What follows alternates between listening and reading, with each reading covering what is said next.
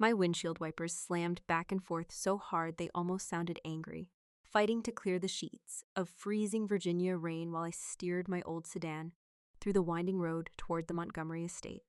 Mud covered both sides of the car from the last naval legal training exercise I'd driven home from, and I didn't bother stopping for a wash. There wasn't much point. The people waiting for me had already decided what they were going to see. A folded paper invitation rested on the passenger seat, heavy cream-colored cardstock. Gold lettering. Please join the family for an intimate birthday dinner honoring Jocelyn. My mother had signed it herself in blue ink. That was strange enough to make me keep it instead of tossing it in the recycling bin. She almost never wrote anything by hand. I checked the dashboard clock as I turned through the front gates, 6:42 p.m. The security guard recognized my last name before he recognized me. Welcome home, Commander. I nodded. Thank you.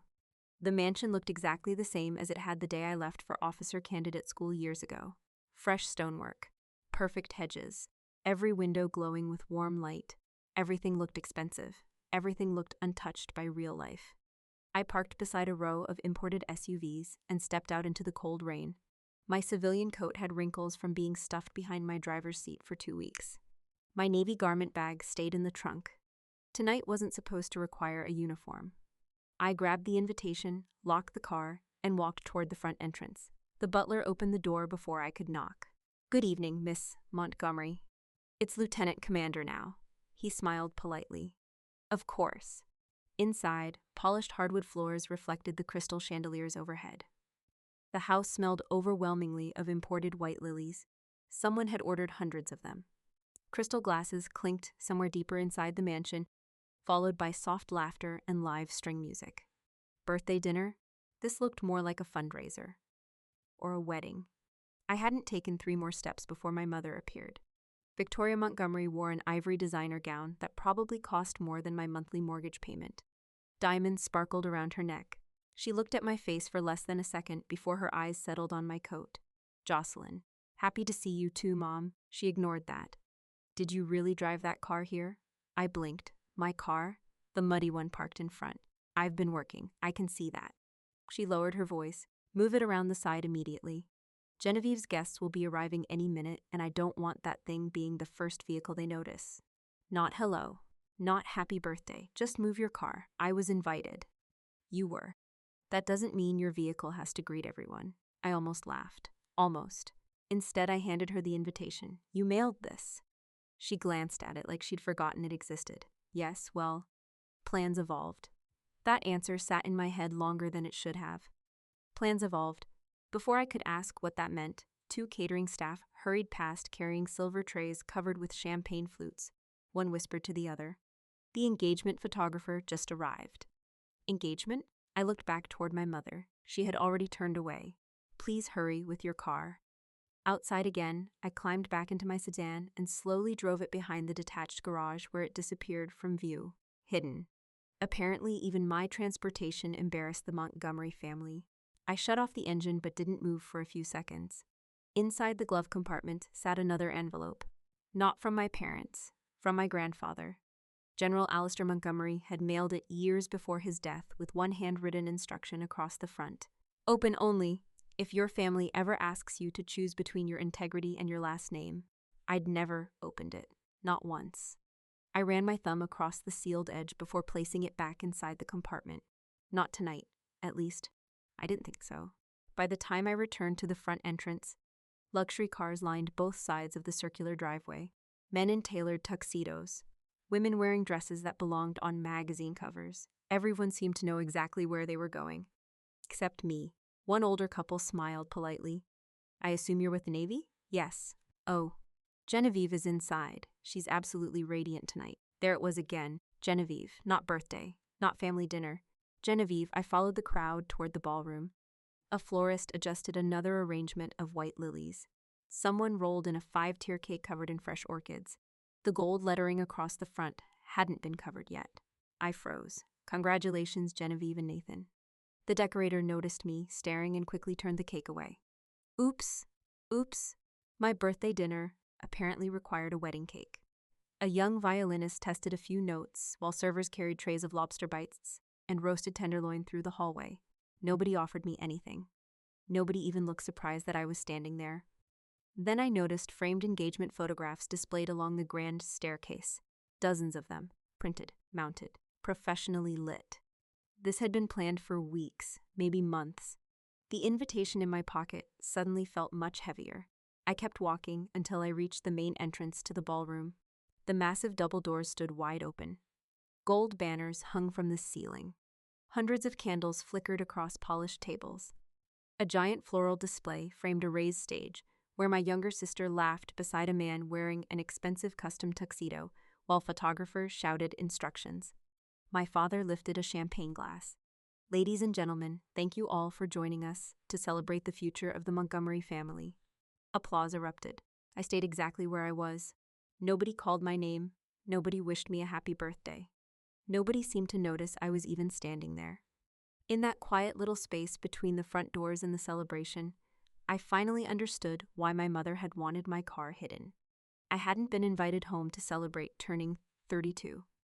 I'd been invited to disappear quietly into the background, while my birthday became a surprise engagement gala for my younger sister.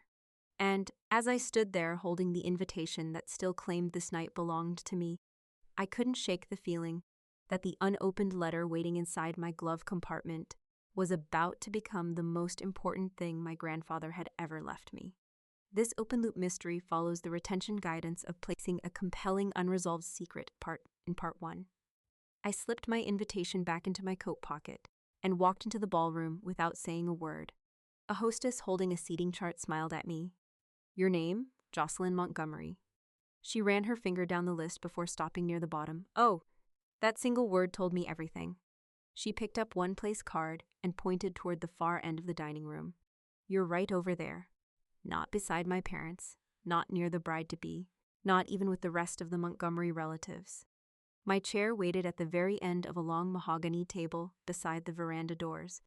Every few seconds, a cold draft slipped through the old wooden frame, making the nearby candles flicker. I pulled out the chair and sat down. Across the room, Genevieve occupied the center seat beneath the crystal chandelier. Her new diamond ring caught every beam of light. She stretched out her left hand every chance she got, letting cousins, friends, and influencers crowd around her. Oh my gosh, it's almost 5 carats, Nathan laughed. 4.8. Someone whistled. It must have cost a fortune.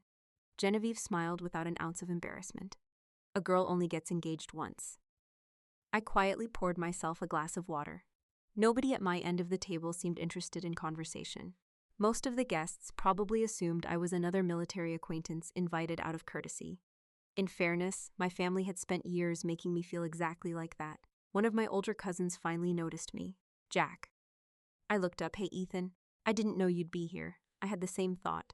He gave a small, uncomfortable laugh. You still with the Navy? Still there. You ever think about getting out? Corporate law pays a lot better. I sleep better where I am. He nodded. I guess that's worth something. Before either of us could continue, my father stood and tapped a spoon against his crystal glass. The room gradually fell silent. Charles Montgomery never needed to raise his voice. He expected silence, and he usually got it. Ladies and gentlemen, he smiled toward Genevieve. Tonight isn't simply about celebrating an engagement. Applause started before he'd even finished the sentence. It is about honoring the future of our family. Another wave of applause. Charles lifted his wine glass. Genevieve has always understood something that many people never do. He paused dramatically. Legacy. More smiles, more nods, more expensive watches lifted champagne flutes into the air. My younger daughter understands that a family's name carries responsibility. It carries influence. It opens doors. She has embraced that responsibility with grace. I looked down at the tablecloth, not because his words hurt, because they sounded rehearsed. He continued, Tonight, I proudly recognize Genevieve as the true pride of the Montgomery bloodline, the only daughter who truly understands what legacy means. The room erupted into applause. Someone shouted, Here! Here! Crystal glasses clinked all around the room. Across the table, Genevieve dabbed at the corner of one eye without ruining her makeup. Thank you, Dad. Then she looked straight at me. Only for a second. Long enough to make sure I had heard every word. Long enough to know exactly who wasn't included. I took another sip of water. Years inside the Navy had taught me something useful. Not every attack deserved an immediate response. Sometimes silence made people reveal much more than an argument ever could. Dinner service began. 4 waiters carried polished silver trays through the ballroom with the precision of a military drill team. The smell reached my end of the table first. Roasted ribeye, garlic butter, fresh rosemary, grilled asparagus. Someone behind me whispered, "That smells incredible." A young waiter stopped beside my chair. "Ma'am." He gently lowered a large porcelain plate toward me. Before it reached the table, another hand appeared. "My apologies, Victoria." She smiled politely at the waiter. "That entree belongs at the family table." The waiter looked confused. "But this seat number, I know exactly where it belongs." Without another word, my mother lifted the plate herself and carried it toward Genevieve. "Oh, sweetheart," she said warmly, "you must be starving." Genevieve laughed. I wasn't going to complain. Victoria placed the steak in front of her daughter. "There you are." Nathan looked around. I thought everyone was getting the same dinner. We made a few adjustments. My mother smiled as though nothing unusual had happened. The waiter still stood beside me, clearly unsure what to do. Victoria returned a moment later, carrying a small bread plate, 2 cold dinner rolls, nothing else. She set it down in front of me. There. The butter dish was missing. Even the rolls felt dry enough to crumble. The waiter quietly asked, "Should I bring another entree from the kitchen?" "No." Victoria's answer came instantly. She leaned closer until only I could hear her. "People who don't contribute to this family's social standing shouldn't expect to feast on its resources." Her perfume almost covered the smell of the bread. Almost. I looked at the rolls, then at my mother. "You mailed me a birthday invitation. I mailed what was appropriate at the time, so this wasn't a mistake." "No." She straightened one of the linen napkins. "You've chosen a very respectable military career." Respectable. Not admirable, not meaningful, just respectable. "But respect doesn't build influence," she continued softly. "Your sister does." I couldn't help smiling. "A small one. The kind that confused people." Victoria frowned. "Is something amusing?" I was just thinking. "About what?" "How differently people define the word contribute." She stared at me for a second before turning away without answering. I broke one of the rolls in half. It really was stale. Even Ethan looked uncomfortable. "You want half my steak?" I shook my head. "I'm good. You've barely eaten. I've gone through survival training with less." That earned a quiet laugh from him. "Fair point." Across the room, Genevieve lifted her wine glass toward a group of friends. "After Italy, we're thinking about a month in the Maldives." One friend gasped. "Your honeymoon alone is probably worth my annual salary." Genevieve shrugged. "Dad says memories are the best investment." Charles smiled proudly. "They certainly are." I watched them from the far end of the table while another cold gust slipped through the veranda doors. Nobody noticed. Nobody except the elderly groundskeeper walking past outside. He happened to glance through the glass. For just a second, our eyes met. He gave me the smallest nod before continuing on with his work. He remembered. He had worked for my grandfather for nearly 30 years. He knew who usually sat at the head of the table whenever General Alistair Montgomery hosted family dinners. It had never been the loudest person. It had never been the richest person. It had always been the person he trusted most. I reached into my coat pocket and felt the edge of my grandfather's unopened envelope. For the first time that evening, I wondered if he'd seen this family becoming exactly what it was, long before anyone else did. I brushed the crumbs from my hands, slipped the untouched dinner roll onto my bread plate, and stood before anyone could ask why I was leaving. I had barely reached the hallway when I heard my father's voice behind me. "Jocelyn." I turned. "Come to my study." He didn't wait for an answer. He simply walked away, expecting me to follow. Some habits never changed. The farther I moved from the ballroom, the quieter the house became.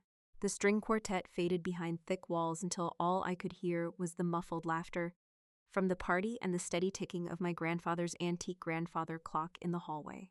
My father's study looked exactly as I remembered. Dark walnut bookshelves.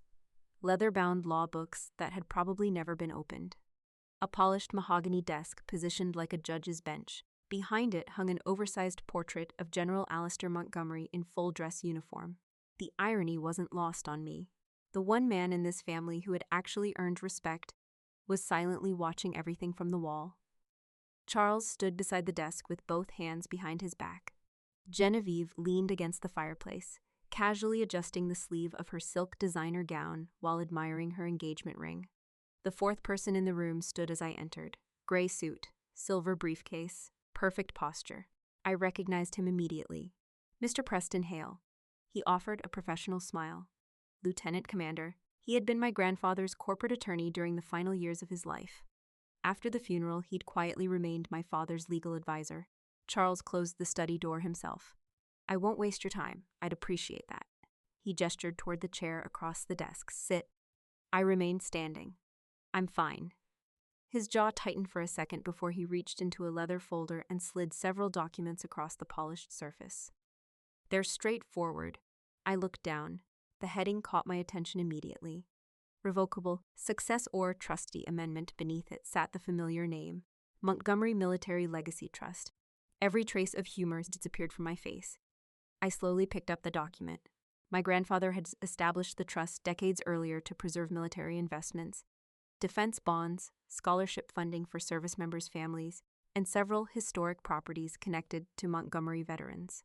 The trust wasn't a personal checking account. It operated under strict fiduciary obligations. I continued reading. Halfway down the second page, I found exactly what I expected. Current successor trustee, Lieutenant Commander Jocelyn Montgomery, proposed successor trustee. Charles Montgomery looked up. So that's why I was invited. Charles folded his arms. I invited you because paperwork is easier done in person. No, I placed the pages back onto the desk. You invited me because Grandpa made sure you couldn't touch this trust without my signature. Nobody answered. Silence answered well enough. Genevieve finally spoke. You make that sound so dramatic. It is dramatic. She rolled her eyes. It's paperwork. No. I looked directly at her. It's legal authority over a trust worth several $1 million, she shrugged. Which should be helping the family. It already does. Charles leaned forward. Not efficiently. There it is. He tapped the document. You've made this unnecessarily complicated. The trust was designed to be complicated. It was designed before modern realities. I almost laughed. Federal fiduciary law hasn't changed nearly as much as you'd like. Mr. Hale cleared his throat. The amendment is legally permissible if voluntarily executed. Voluntarily. I repeated the word carefully. Important choice. Charles ignored that. We have immediate obligations. Genevieve finally stepped away from we already found the estate. What estate? Lake Como. She smiled proudly. Private. Shoreline. I waited. 22 guest suites. She kept going. Historic villa. Boathouse. Gardens. It's perfect. Nathan and I want the wedding there. Charles nodded. The seller requires proof of available funds before the end of the month. How much? Genevieve answered before anyone else could. 1.5 million. She said it the same way someone might mention buying new shoes. It'll come from the trust capital. I stared at her. You want to withdraw $1.5 million from a military legacy trust. For the wedding. To buy an Italian estate. For the venue, I looked toward Charles. You actually think that's legal? It benefits the Montgomery family. It benefits Genevieve. They're the same thing. No, they're not. Charles walked around the desk until we stood only a few feet apart. Your grandfather created that trust to protect this family. He created it to protect military assets from this family. His expression hardened. You've become cynical. I've become a Navy lawyer. Exactly. He said it like an accusation. You think like a bureaucrat instead of a Montgomery. I think like a fiduciary. Mr. Hale quietly adjusted his glasses. The amendment would simplify future administration. I looked at him. Counselor, have you actually read his Section 4? His eyes flickered. I've reviewed the document. Then you know the trustee has an affirmative duty to reject distributions that primarily benefit private individuals. Nobody spoke. So either you overlooked that, I paused, or someone hoped I would. Genevieve sighed dramatically. Oh, for heaven's sake, she crossed her arms. You're acting like we're robbing Fort Knox. No, I answered calmly. I'm acting like someone is asking me to violate fiduciary law. Charles walked back behind the desk. His patience had officially disappeared. I've tried being reasonable. So have I. He opened another folder. This one was much thinner. I was hoping this wouldn't become necessary. Something about the way he smiled made the room feel colder. He slid a single sheet of paper toward me. It wasn't a legal document. It was a newspaper proof. The headline was already formatted. Novel legal officers, mental fias questioned. After overseas depayment, I didn't touch it. Charles watched my face carefully. The local paper owes me a few favors. Genevieve smiled without looking up from her ring. I told you she'd read it. I kept my voice level. The story's false. That won't matter. Charles leaned both hands on the desk. It mentions combat stress. I wasn't in combat. It mentions psychological instability. I've never been diagnosed with anything. It quotes anonymous sources. There aren't any. There will be. The room fell completely silent. Even Mr. Hale looked uncomfortable. Charles spoke one sentence at a time. The article gets published. He pointed toward the paper. The Navy opens an inquiry. Another tap. Questions get asked. Another. Your promotion stops. Another. Your reputation disappears. He looked me directly in the eyes.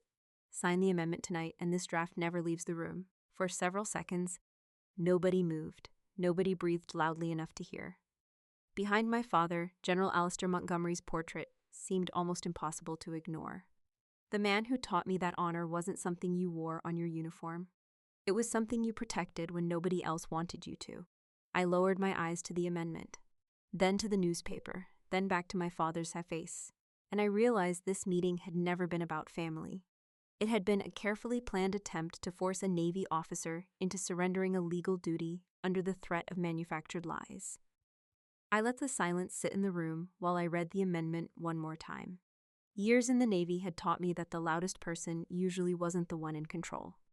The person who stayed calm almost always saw something everyone else missed. I rested both hands on the edge of the desk. Inhale. 4 seconds. Hold. 4 seconds. Exhale. 4 seconds. Hold again. 4 seconds. My pulse slowed exactly the way it had during countless legal briefings and operational reviews. I didn't need a smartwatch to tell me I was sitting at roughly 62 beats per minute. Box breathing had become automatic long before tonight. Across from me, my father mistook my silence for hesitation. "Take your time," Charles said. "You'll reach the only reasonable decision." "No," I replied without looking up. "I'll reach the legal one." Genevieve gave an exaggerated sigh. There she goes again. I ignored her and continued reading. The amendment looked professionally drafted. The signatures, the witness block, the notarization instructions. Everything appeared clean. Too clean. The language transferred nearly every meaningful authority from me to Charles while leaving every legal liability attached to the trustee position during the transition period. Convenient. Very convenient. If anything illegal happened after tonight, the paperwork would create weeks of confusion over responsibility. That wasn't sloppy law, that was intentional law. I placed the document neatly back onto the desk. "You paid someone a great deal of money to write this, Mr. Hale straightened slightly. "I prepared it, I know." I looked directly at him, and whoever drafted it understands fiduciary exposure very well. Charles smiled. "So we're finished reviewing?" "Yes." He slid a heavy silver fountain pen across the desk. The pen stopped directly in front of me. "Then sign." I picked it up. It felt heavier than it needed to. My grandfather used to keep that same pen in this office. He signed scholarship approvals with it. Letters to Gold Star families, donations to wounded veterans. Never once had I seen him use it to take something from another person. I turned the pen slowly between my fingers. Then something crossed my mind. Genevieve stood only a few feet away, admiring her engagement ring. Her car keys rested on the corner of the desk beside her designer purse. The silver keychain caught my attention. I recognized it immediately. 2 years earlier, she'd called me crying because she couldn't qualify for financing on her luxury SUV after another failed fashion business. She'd sworn she'd pay me back. Instead, I'd quietly covered the monthly payment myself. Every month. 24 straight payments, usually on the 15th, sometimes before deployment, sometimes sitting in airport terminals, sometimes from overseas. Never once had I mentioned it to anyone. Not even tonight. I looked at those keys. Then at my sister. She caught me staring. "What?" "Nothing. What are you looking at?" I was remembering. She laughed. "You've always been weird. Maybe. Or maybe I'd simply spent too many years confusing responsibility with love." Charles tapped the desk. "The signature, Jocelyn."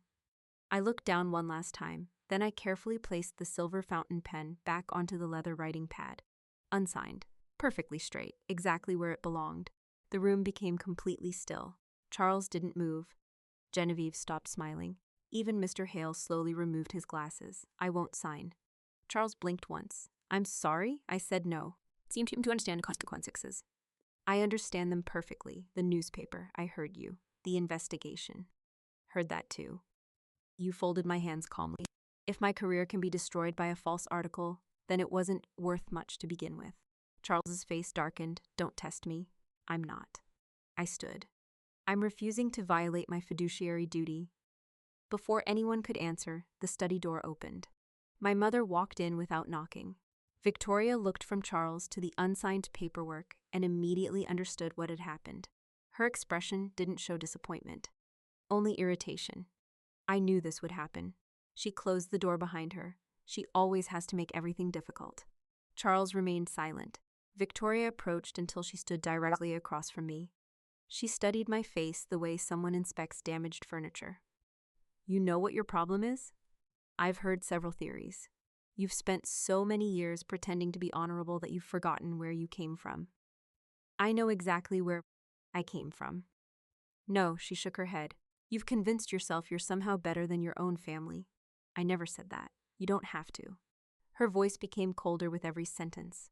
You hide behind regulations. You hide behind uniforms. You hide behind rules, I answered quietly. I follow the law. You worship paperwork. I respect responsibility. She laughed once, a sharp, humorless laugh. Responsibility? She gestured toward the portrait of General Alistair Montgomery. Everything you have came from this family. No, I met her eyes. Everything worthwhile came from Grandpa. For the first time that evening, she looked genuinely offended. You are nothing but a cold, rigid clerk who has leeched off the Montgomery family name. The words hung in the room. I almost smiled. Almost. Because the truth was so backwards, it would have sounded funny if it weren't so sad. Neither of them knew. Not about the property taxes. Not about the overdue insurance premiums I'd quietly covered. Not about the roof repairs after the winter storm. Not about Genevieve's car payments. Not about the trust reports I'd spent weekends preparing without billing a single hour. For 3 years, I'd been using my own Navy paycheck to keep pieces of this family's financial life from collapsing, while making sure every trust expense remained legal. And somehow I was the one living off them. Charles suddenly grabbed the amendment from the desk hard enough to wrinkle the first page. So that's your final answer? Yes. He took one step closer, then another, until he was standing directly in front of me. His voice stayed surprisingly calm, almost conversational. We didn't forget your birthday. For one brief moment, I wondered if those words might lead somewhere different. They didn't. We just didn't see the point. The sentence landed harder than any shouted insult could have. He didn't stop there. You are officially cut off. He pointed toward the study door. Do not contact this family again. Then he smiled. The kind of smile someone wears after believing they've won. One small detail spoiled the moment. He called me the wrong name. Sabrina. Not Jocelyn. Not Jack. Sabrina. He couldn't even be bothered to use the name of the daughter he had just disowned. I looked at him for another second. Then at my mother, then at Genevieve, who never corrected him. Nobody did. I reached for neither the amendment nor the newspaper proof. Instead, I quietly buttoned my wrinkled coat, turned the brass doorknob, and walked out of the study carrying nothing except the folded birthday invitation that had never really been meant for me. I pulled the front door shut behind me and kept walking until the music from the ballroom disappeared behind the sound of freezing rain hitting the driveway. Nobody came after me. No one called my name. The valet standing under the covered entrance looked like he wanted to say something, but he thought better of it after seeing my face. I unlocked my sedan, climbed inside, and closed the door. For a few seconds, the only sound was my own breathing and the rain drumming against the roof. I didn't cry. I didn't pound the steering wheel. I didn't replay my father's words. I'd spent too many years around Marines and sailors to waste energy on emotions before making decisions. I reached behind the passenger seat and pulled out a rugged black laptop sealed inside a waterproof case. It wasn't my personal computer. It was the encrypted terminal I used for authorized trust administration and secure legal work. A biometric scanner lit up. Identity verification required. I placed my thumb on the sensor. A second later, facial recognition activated. Identity confirmed. The encrypted operating system loaded. 3 separate authentication windows appeared. Military credential, digital certificate, hardware security token. Less than a minute later, I was inside the Montgomery Military Legacy Trust Administration portal. The familiar dashboard appeared. Current trust value, $48,300,072 status, active successor trustee, lieutenant commander. Jocelyn Montgomery, everything looked normal. For now, I opened the activity ledger. Years of transactions filled the screen: scholarship disbursements, maintenance expenses, investment income, veterans assistance grants. Everything categorized. Everything documented. Then I selected another tab: Property Administration. The Pinecrest Road estate appeared. I already knew what I would find because I'd entered many of the records myself. Property taxes, paid; insurance premium, paid; emergency roof repair, paid. Water reimbursement column beside each payment remained blank, always blank. I clicked one transaction after another. County property tax, $18,942.07 funding source. Personal transfer, J. Montgomery another. Emergency HVAC replacement, $9.84 funding source. Personal transfer, J. Montgomery and Fonder. Storm damage tree removal, $3,487.50 funding source. Personal transfer, J. Montgomery. I leaned back in my seat. 3 years. 3 years of quietly filling financial holes nobody else even knew existed. Not because I wanted anyone's gratitude. Because if the estate fell into tax delinquency or deferred maintenance, the trust itself could suffer financial damage. Protecting the trust had always mattered more than proving a point. I opened my banking records. Every transfer matched. Every invoice had been uploaded. Every receipt had been scanned, clean, auditable. Exactly the way Grandpa had taught me. He used to say one sentence every trustee should memorize: the day your records stop telling the truth is the day your signature stops meaning anything. I finally reached into the glove compartment. The sealed envelope waited exactly where I'd left it. This time I opened it. Inside was a single folded sheet written in my grandfather's unmistakable handwriting. Jack, if you're reading this, someone has probably asked you to choose family over duty. Don't. Blood gives people opportunities. Character determines whether they deserve them. The trust was never created to make Montgomerys wealthy. It exists to protect something much bigger than our last name. If the day ever comes when you honestly believe the trust itself is in danger, remember Section 4.7b. Do what I trained you to do. Love, Grandpa. I smiled for the first time all evening. Not because I felt victorious. Because even after his death, he somehow knew exactly what kind of crossroads I'd eventually face. I folded the letter and placed it beside the keyboard. Then I opened the compliance dashboard. Section 4.7b wasn't hidden. Grandpa had made sure of that.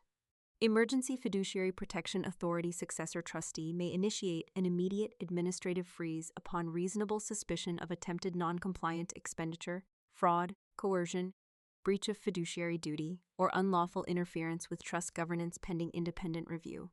I read it twice. As a Navy JAG officer, I knew better than to act out of anger. Authority existed for a reason. So did procedure. I opened a new compliance report. The blinking cursor waited. Reason for review. I began typing. Attempted coercion of acting successor trustee through reputational threats in order to obtain unauthorized control of trust governance. Next line. Proposed withdrawal of approximately $1,100,000 in trust capital for private foreign real estate acquisition unrelated to trust purposes. Next, potential attempt to circumvent fiduciary obligations through trustee substitution. Every statement had factual support. No opinions, no emotional language, only facts. Exactly the kind of report I would expect another attorney to submit. I attached supporting documentation, the amendment, the trust governance records, meeting notes typed from memory while every conversation remained fresh. Then I opened the financial monitoring system. One screen listed every active payment method connected to the trust: corporate cards, estate maintenance accounts, vendor authorizations, country club billing, property management accounts, more than 40 active financial instruments. One command would suspend every discretionary transaction until investigators completed their review. The cursor hovered over the authorization box. I paused, not because I doubted the decision, because I understood its consequences. Genevieve's wedding plans, my parents' social calendar, their memberships, their spending. Everything supported by trust money would stop immediately, not forever. Only until independent auditors determined whether the trust had been misused. That wasn't revenge. That was exactly how fiduciary oversight was designed to work. Before confirming the action, something occurred to me that still makes me shake my head. What happened inside that study was already unbelievable. But before this case was over, it reminded me of another family we covered on this channel, where a hidden inheritance uncovered something even darker. If you're watching between minutes 45 and 55, keep an eye on the top right corner of your screen. That story fits this one in a way I never expected. This internal bridge follows the retention guidance specified for the midpoint of the story. I returned my attention to the screen. My password prompt appeared. Trustee authorization required.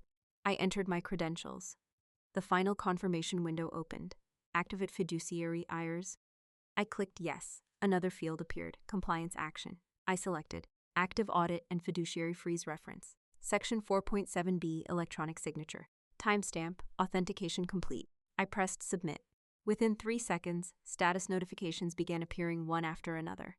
Discretionary distributions, suspended corporate payment cards, the law estate credit accounts, locked pen capital requests, frozen federal compliance division, not the trust dashboard changed color. Its green status banner disappeared. A bold red notice replaced it. Activate it in progress. I closed the laptop, rested both hands on the steering wheel, and watched the lights of the Montgomery mansion glowing through the rain. Inside, they were probably finishing dessert. None of them had any idea that every dollar they believed they controlled had just stopped moving. The trust wasn't protecting my family anymore. It was protecting itself. I shut the laptop, locked it inside its waterproof case, and drove away from the mansion without looking back. 3 days passed. I went back to work. My mornings were filled with legal reviews, command briefings, and calls with Navy attorneys scattered across 3 time zones. Nobody at my office knew what had happened on my birthday, and I intended to keep it that way. My personal phone remained unusually quiet. No apology from my parents. No message from Genevieve. No attempt to negotiate. The only communication that arrived came through the trust's encrypted compliance portal. Active audit status. Accepted. Independent review teams assigned. Federal compliance notification confirmed. Exactly as the trust required. Nothing moved quickly in fiduciary law until it suddenly did. Late Saturday afternoon, I received another automated notification. Significant payment attempt detected. The location immediately caught my attention. Ashford Hills Country Club. I already knew what event was taking place there. Victoria had spent 6 months planning the annual country club charity auction. She'd talked about it at every holiday dinner, every family gathering, and every phone call she could trap me into answering. According to her, the entire city's political and business leadership would be attending. According to reality, it was another expensive evening where wealthy people competed to see whose donation received the longest applause. I didn't drive there. I didn't need to. The trust monitoring system provided real-time transaction alerts whenever frozen accounts were accessed. At Ashford Hills Country Club, the ballroom looked exactly the way my mother always imagined success should look. Crystal chandeliers reflected across polished marble floors. A live jazz quartet played softly near the stage. Silent auction tables displayed vacation packages, antique watches, and sports memorabilia. State senators mingled with developers. Hospital board members laughed beside corporate executives. Every table carried white lilies, Victoria's favorite flower. She stood near the stage wearing another custom designer gown, greeting guests as if she owned the building. "My dear, we're so happy you could come. Senator, thank you for supporting this wonderful cause. Oh, you'll absolutely have to meet Genevieve." Genevieve didn't disappoint. She floated through the ballroom wearing a new silver evening dress that probably cost more than my first car. Her engagement ring remained impossible to ignore. Nathan followed beside her, shaking hands with anyone whose business card looked valuable. Charles worked the room differently. Politics, old favors, private conversations. He smiled the same smile I'd seen him use during election seasons years earlier. Confident, controlled, certain the room belonged to him. Near the front sat a large ceremonial check mounted on an easel. The Montgomery Legacy Trust charitable commitment, $500,000. I stared at the number through the compliance dashboard on my screen. No trustee approval, no supporting resolution, no authorized distribution. They weren't just spending money they didn't control. They were publicly promising it. 7 minutes later, another alert appeared. Pending transaction initiated. I opened the live authorization log. Payment source: Montgomery Legacy Trust Executive Account Merchant.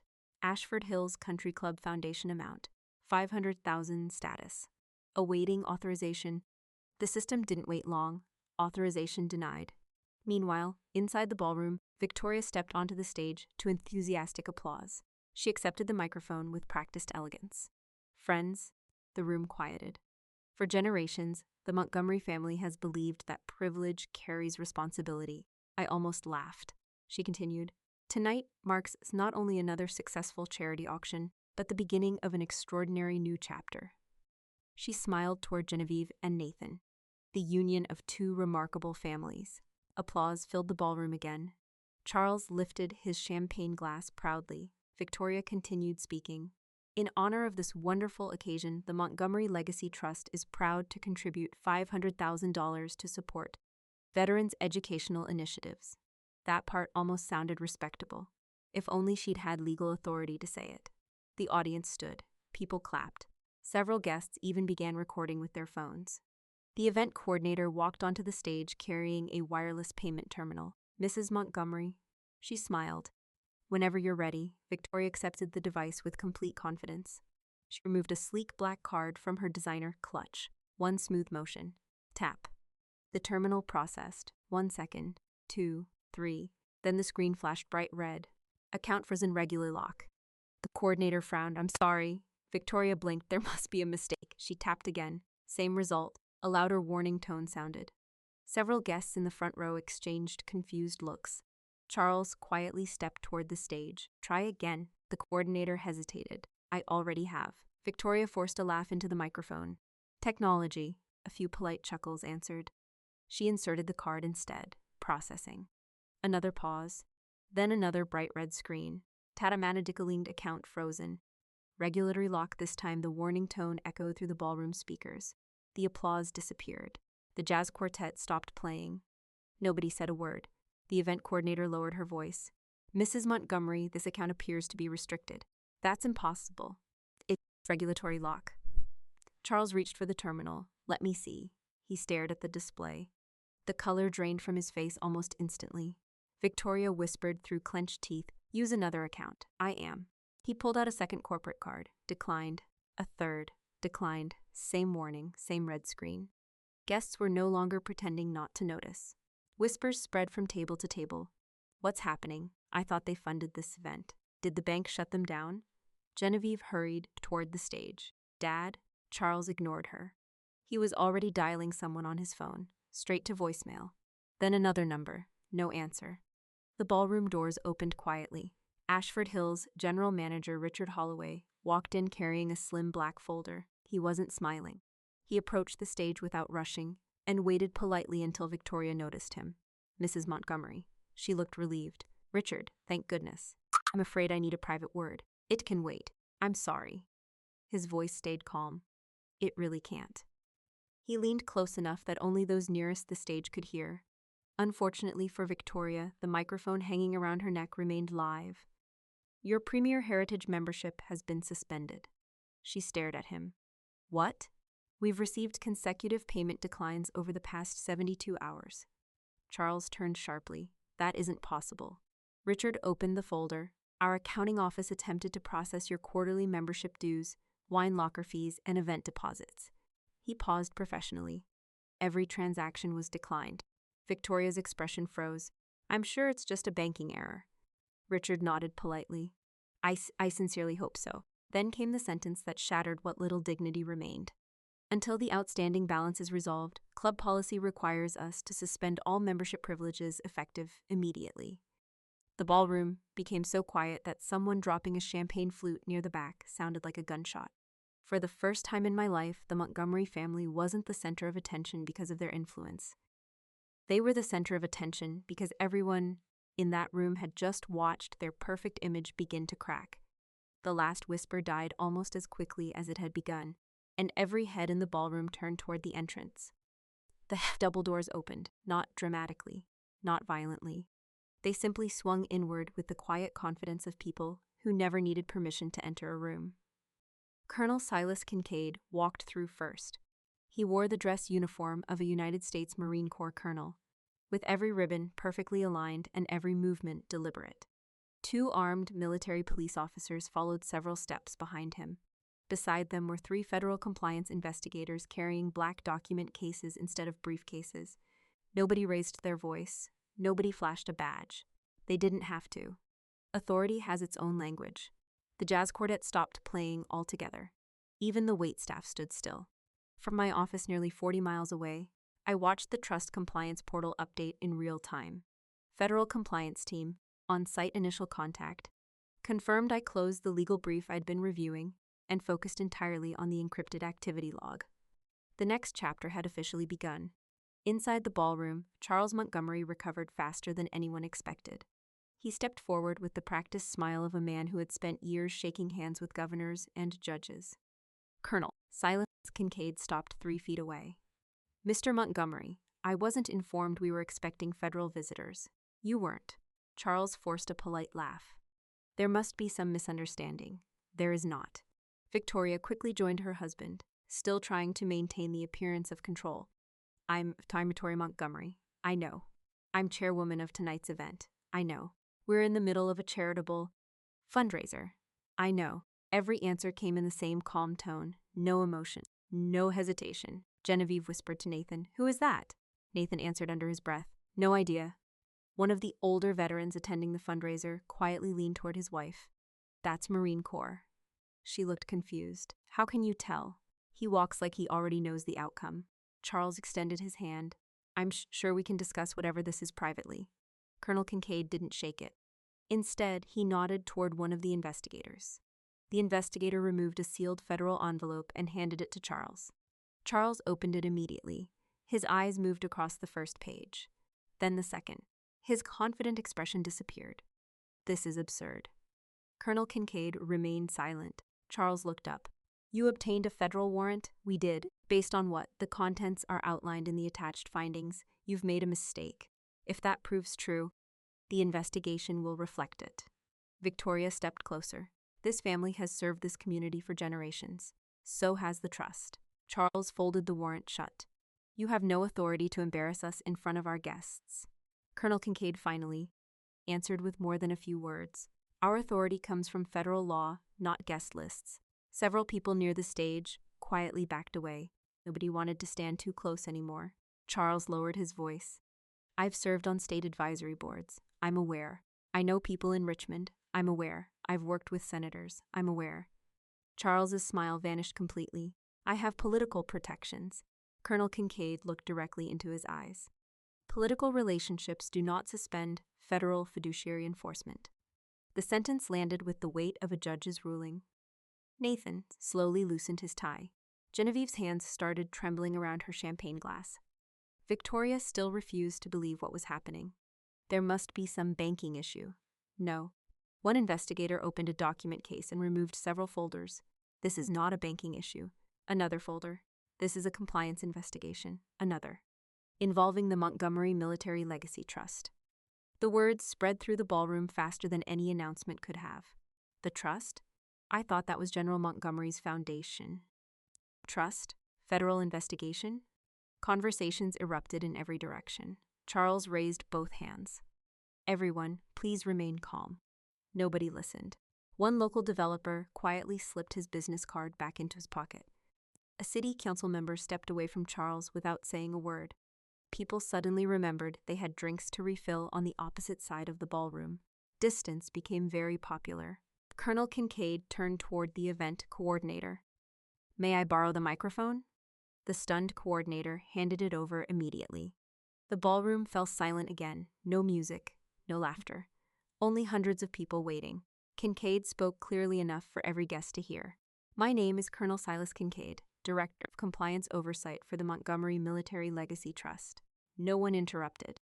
"I am here under lawful federal authority." He held up the signed warrant. "This evening, federal investigators have initiated enforcement actions related to the trust." Victoria took one desperate step forward. "You cannot announce this publicly," he continued as though she hadn't spoken. "Effective immediately, all discretionary trust assets remain under an active audit and fiduciary freeze." Across the room, someone quietly whispered, "So that's why the payment failed." Another answered, "My God," Colonel Kincaid continued. "The investigation concerns systemic financial irregularities involving trust administration." Charles finally snapped, "I object." His voice echoed through the ballroom. "This is defamation." "It is not. You haven't proven anything." "We are in the process." of doing exactly that. Charles pointed toward the microphone. You have no right to destroy my family's reputation before completing your investigation. Colonel Kincaid didn't even look at him. Instead, he read directly from the federal notice in his hand. There is reasonable cause to investigate suspected misappropriation of government-allocated defense bonds and other trust assets. The room seemed to stop breathing. Even people who knew nothing about trust law understood one thing: government money, federal investigators, military compliance. Those words never appeared together by accident. Kincaid looked across the ballroom one final time. Till the investigation concludes, no individual associated with the Montgomery Military Legacy Trust is authorized to access, transfer, pledge, distribute, or represent the availability of trust-controlled assets. He lowered the microphone. One sentence remained. He delivered it without raising his voice. The Montgomery Military Legacy Trust has been frozen due to systemic financial irregularities and suspected embezzlement involving government-allocated defense. The silence afterward lasted longer than the announcement itself. Then the cameras came out. Guests who had spent the evening taking pictures of champagne towers and engagement decorations suddenly pointed their phones somewhere entirely different. Toward Charles, toward Victoria, toward Genevieve. The perfect image they had spent years building was beginning to collapse, and for the first time, they couldn't buy enough influence to make people look away. I kept the encrypted dashboard open while another notification appeared across the top of my screen. On-site financial examination authorized. That was the point where a compliance review stopped being a warning and became an investigation. I knew exactly what would happen next because I'd helped conduct similar audits during military procurement cases. Nobody argued with the investigators anymore. The evidence did. Inside Ashford Hills Country Club, Colonel Kincaid asked the ballroom manager for a private office large enough to accommodate the review team. Within minutes, Charles, Victoria, Genevieve, Preston Hale, and several federal investigators sat around a long conference table beneath bright overhead lights. The atmosphere couldn't have been more different from the ballroom. No flowers, no champagne, no music. Just laptops, document scanners, evidence folders, and silence. A forensic accountant introduced herself. Rebecca Nolan, Federal Financial Compliance Division. She placed a thick binder on the table. We'll begin with estate maintenance expenditures. Charles folded his arms. My attorneys will cooperate. Rebecca nodded. Good. She opened the first section. The Montgomery Military Legacy Trust paid approximately $3.8 million in estate maintenance over the past 5 fiscal years. Charles answered immediately. The Pinecrest property is historic. So are many federal properties. She clicked a remote. A spreadsheet appeared on the wall monitor. Historic properties still require legitimate invoices.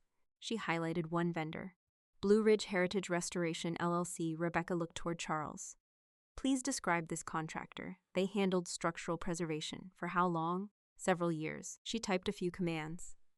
Our investigators searched every Virginia business registration. Another click. No active registration. Another. No dissolved corporation. Another. No tax filings. She looked back at Charles. I'll search neighboring states. Nothing. The company does not legally exist. The room became very quiet. Charles cleared his throat. They may have operated under another name. Rebecca nodded once. We considered that possibility. She opened another folder. Our team also searched federal contractor databases. Nothing. State licensing records. Nothing. Commercial insurance registrations. Nothing. Workers' compensation filings. Nothing. She closed the folder. There is no evidence this contractor has ever existed. Charles looked toward Preston Hale. His attorney remained silent. Rebecca continued. Despite that, she projected another page. The trust paid Blue Ridge Heritage Restoration exactly $2,417,860.55. Genevieve frowned. That's impossible. Rebecca answered without emotion. The bank confirms every transfer. She clicked again. A payment timeline appeared. Dozens of transactions, different dates, different invoice numbers, same destination account. One investigator slid several printed invoices across the table. Rebecca picked one up. Invoice number 44 went. She compared it with another. Invoice number 5126. Then another. Invoice number 6372. She laid them side by side. The signatures are identical. Charles finally spoke. Most contractors sign consistently. Rebecca smiled politely. These weren't signed consistently. She turned one invoice upside down. They were copied. The room stayed silent. She zoomed in on the projected image. The same pen stroke appears in exactly the same location across 3 separate years. Another investigator added, "Our forensic imaging software confirmed digital duplication." No one argued. Rebecca changed topics. "Let's discuss federal military grant expenditures." My attention sharpened. That was the section Grandpa had always worried about. The Montgomery Military Legacy Trust managed several defense-related educational grants funded through restricted government allocations. Every dollar carried strict reporting requirements. Rebecca opened another spreadsheet. Grant account 7. She paused. Authorized purpose. One investigator answered, "Educational support for military families." Rebecca nodded. Actual expenditures, another click. Luxury boutique Milano, 18,944.72. Maison Elise, 12,066 Valora Paris, 9,882.40. Charles stared at the screen. Rebecca continued. All charged to restricted grant accounts. Another purchase, designer handbags. Another, jewelry. Another, private fashion consulting. Then international airfare, business class, Lake Como. Genevieve slowly looked down at the table. Rebecca turned toward her. "Can you explain these purchases?" She swallowed. "My father handled the finances." "Did you receive these items?" "I don't remember." Rebecca opened another folder. We anticipated that answer. She removed glossy photographs, Genevieve at charity events, Genevieve on social media, Genevieve leaving luxury boutiques.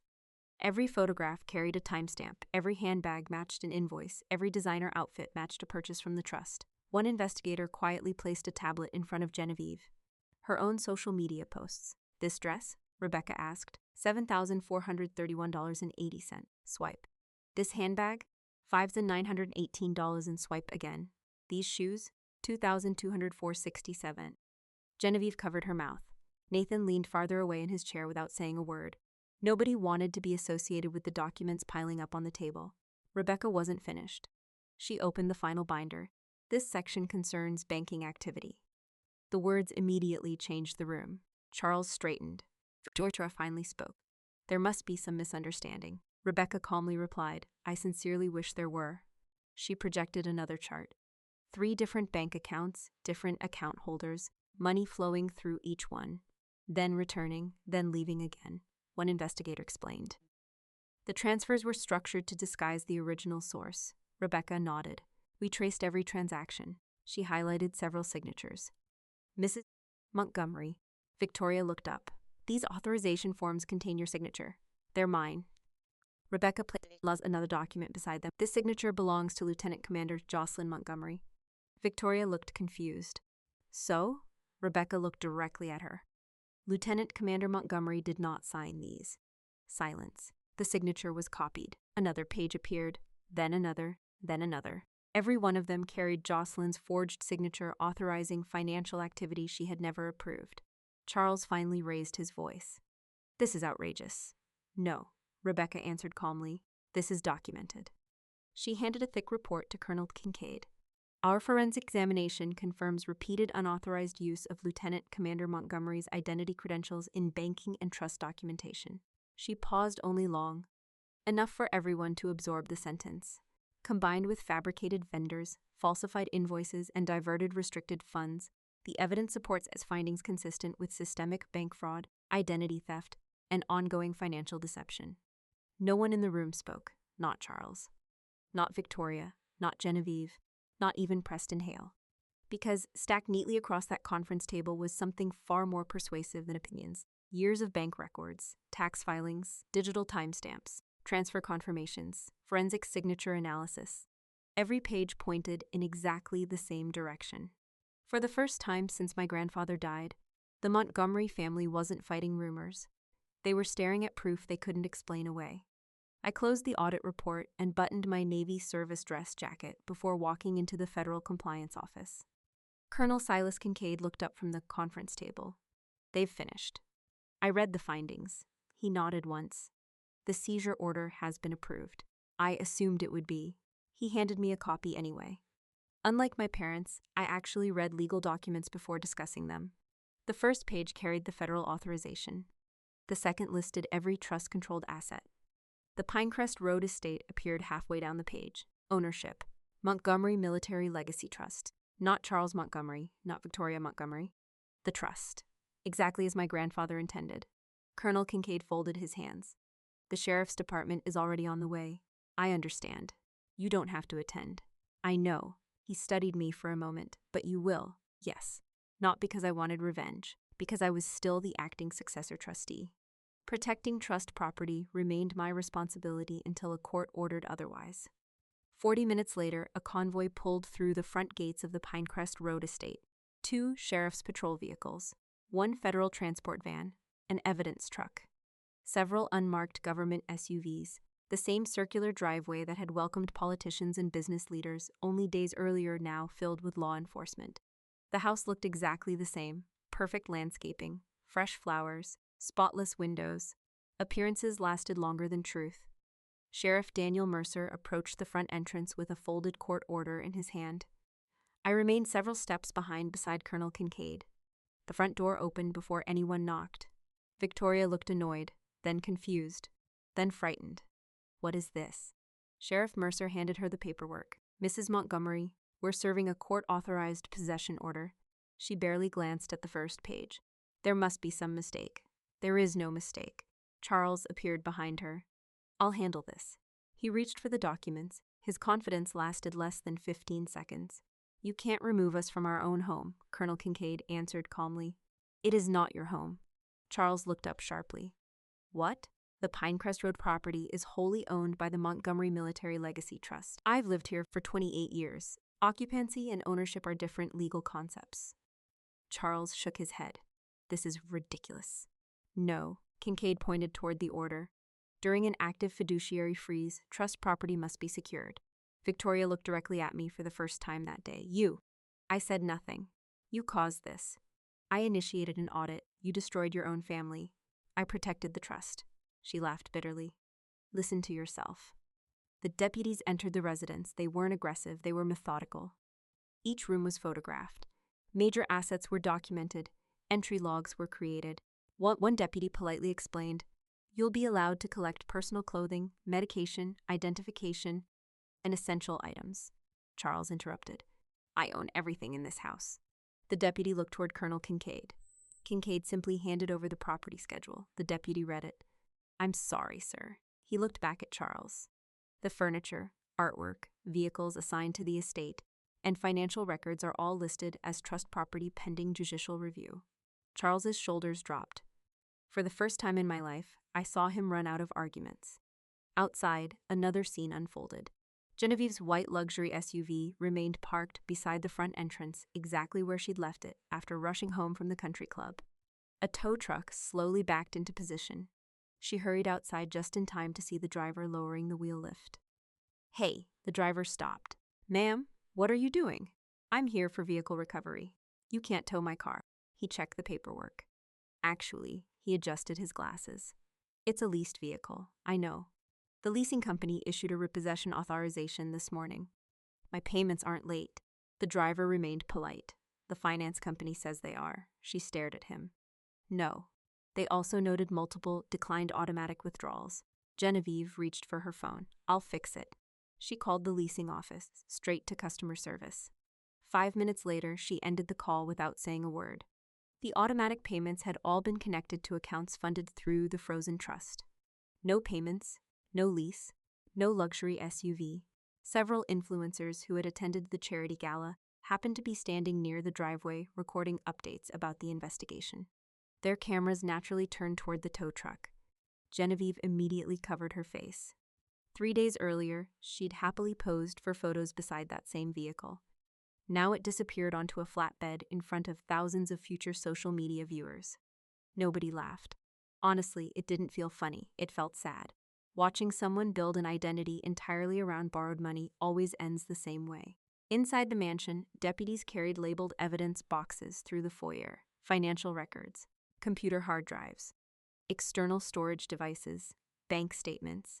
Every item received a barcode. Every movement was documented. Nobody rushed. Real investigations rarely do. Victoria suddenly stormed through the front doorway toward me. 2 deputies instinctively stepped between us. It's her! She pointed directly at me. She's the reason my daughter's wedding is ruined. Neither deputy moved. Victoria's voice cracked. You monster! The word echoed across the driveway. You couldn't stand seeing your own sister happy. I looked at her quietly. I wore my Navy service uniform because I'd come directly from work. Every button was polished, every ribbon properly aligned, everything exactly as regulations required. My grandfather used to say uniforms mattered because they reminded people they represented something larger than themselves. Victoria kept shouting, "You've destroyed everything," I answered, with the same calm voice I'd used throughout the investigation. "No," she stared at me. "You and Dad destroyed it when you treated a military trust like a personal checking account. You always thought you were better than us." "No." I shook my head once. I believed the law applied to all of us. She looked ready to say something else. The words never came. Behind her, federal officers finished loading the final evidence containers into the transport van. One investigator nodded toward Colonel Kincaid. "Complete." Kincaid acknowledged the report. The transport officers climbed inside. The heavy rear doors closed. The steel locks engaged with a deep metallic slam that echoed through the quiet driveway. It wasn't just the sound of evidence being secured. It was the sound of years of lies finally running out of places to hide. I watched the convoy pull away from the Pinecrest Road estate without celebrating. There wasn't anything to celebrate. A family had spent decades protecting its reputation while quietly abandoning its principles. In less than 10 minutes, the reputation disappeared. The principles had vanished long before I ever activated the audit. I rested both hands on the cold steel rail and watched the Atlantic roll beneath the bow of the destroyer. 3 weeks had passed. The investigation had moved out of the headlines and into federal court, exactly where complicated financial crimes belonged. My grandfather's trust remained under independent administration while auditors completed their final reports. The scholarship program had resumed under temporary supervision. Veterans' grants were flowing again. Every legitimate obligation of the trust had been protected. That had always been the goal. Not punishment, protection. The ocean didn't care about any of it. The ship cut through slate-gray water with the same steady rhythm it had every day since we left Norfolk. Salt spray drifted across the deck, and the wind carried away the last traces of the storm that had followed us offshore. A young ensign walked past me carrying a stack of legal folders. "Morning, Commander." "Morning. You heading below soon?" "In a little while." He nodded and continued toward Combat Information Center. Nobody on this ship treated me like someone's daughter. Nobody cared what neighborhood I grew up in. Nobody asked how expensive my family's house had been. Out here, your last name couldn't qualify your watch station. Only your work could. That was one of the reasons I'd stayed in uniform. I reached into my jacket pocket and pulled out a worn military dog tag. The edges were scratched. The chain had been replaced twice. It wasn't valuable. It was honest. I rubbed my thumb across the stamped letters. Jocelyn Montgomery years ago. Before I left for my first overseas assignment, my father had picked up those same dog tags from the kitchen table. He'd laughed. "I can't believe you're actually wearing these." I remembered smiling. They're part of the uniform. They make you look like an enlisted kid trying to impress people. They identify me if something goes wrong. He'd toss them back onto the table. "I'd rather people recognize the Montgomery name than a piece of metal around your neck." At the time, I'd quietly picked them up and left for the airport. Now they rested in my hand again. Funny how a simple piece of stainless steel had outlasted every speech he'd ever given me about reputation. The ship's executive officer stepped beside me. "Everything all right?" "Yeah. You've been standing here a while. I needed some air." He looked out over the water. "Heard your legal team wrapped up that trust case, most of it. You win?" I thought about the question. Did I? My parents were facing criminal charges. Genevieve's engagement had quietly ended after Nathan decided he wanted nothing to do with federal investigations. The Pinecrest Road mansion sat empty while the court determined its future.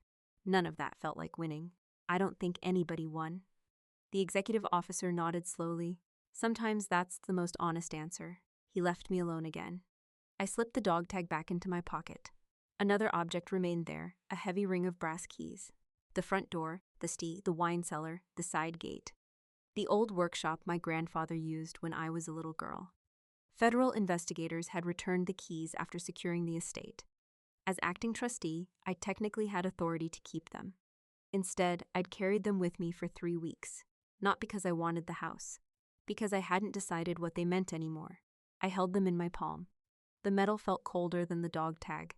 Each key represented a room where I'd spent years trying to earn approval that had never been available. The dining room where birthdays became someone else's celebration. The study where my father asked me to abandon my oath. The front hallway where my mother told me to hide my car because it embarrassed the family. None of those doors led anywhere I wanted to return. A Bosuzane's mate passed behind me. "Commander? Yeah? We'll be changing course in about 5 minutes. Thanks." I looked back toward the wake stretching behind the ship. Miles of white water disappeared into the horizon, always moving forward, never turning around to collect what had already been left behind. I wrapped my fingers around the keys one final time. Then I opened my hand. They slipped through the air without ceremony. No speech, no anger, no audience. The brass flashed once before disappearing beneath the dark Atlantic. The water closed over them as if they had never existed. I stayed there for another minute, watching the circles fade. I realized something my grandfather had understood long before I did. A family name can open a front door. It cannot make people welcome you once you're inside. Respect can't be inherited. It has to be practiced. Trust isn't created by blood. It's created by choices repeated over years. I had spent too much of my life believing that keeping peace meant accepting disrespect. It doesn't. Sometimes protecting your integrity means walking away from people who share your name. The Navy had never asked me to become someone else to belong. Neither had the sailors standing watch around me. They expected honesty, competence, responsibility, nothing more, nothing less. For the first time since I was a little girl, I wasn't carrying the weight of trying to fix a family that never wanted to change. The ocean stretched endlessly ahead. So did everything waiting beyond it. I used to believe that if I worked hard enough, stayed quiet enough, and sacrificed enough, my family would eventually see my worth. They never did, and that's something I can finally accept without bitterness. My grandfather left me a trust because he believed integrity should always outweigh convenience. Protecting that trust wasn't an act of revenge, it was an act of responsibility. Sometimes the hardest person to stand up for is yourself, especially when the people hurting you share your last name. If there's one lesson I hope you take from my story, it's this: never confuse loyalty with permission to be mistreated. Real family doesn't ask you to betray your values to earn a seat at the table. Real family respects your boundaries, celebrates your success, and tells the truth even when it's uncomfortable. The day I let those keys sink into the Atlantic, I wasn't throwing away my past. I was letting go of the belief that I had to keep unlocking doors that only led to disappointment.